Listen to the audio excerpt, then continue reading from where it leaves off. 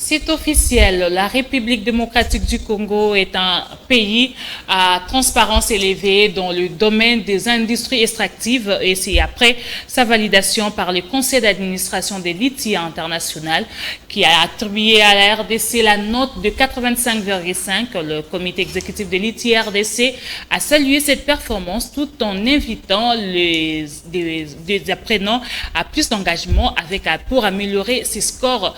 Un commentaire de Jean Pinjonji sur les images de Pichu Kizaza. Le score de 85,5% obtenu par la RDC à l'ITIE international est salué par le président du comité exécutif de l'ITIE République démocratique du Congo. À cet effet, il a officiellement annoncé la volonté gouvernementale de capitaliser cet acquis, voire le bonifier pour une éventuelle amélioration du score, jusqu'à atteindre le statut du pays à transparence très élevée.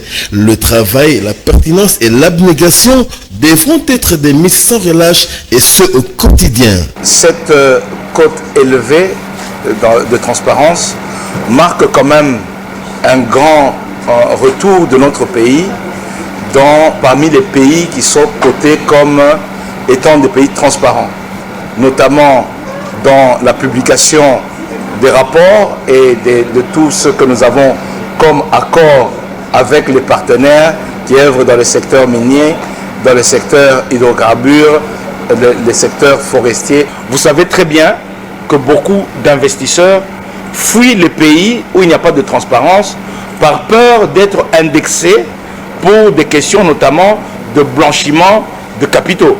Donc, le fait que nous ayons un score élevé montre que les gens peuvent venir investir sans avoir peur d'être indexés pour blanchiment de capitaux. Dans la foulée de cette importante étape relative à la validation de la RDC, le comité exécutif a adopté après amendement le décret instituant l'ITIE en RDC. Il en a été de même du rapport d'activité du secrétariat technique pour l'exercice 2016-2020.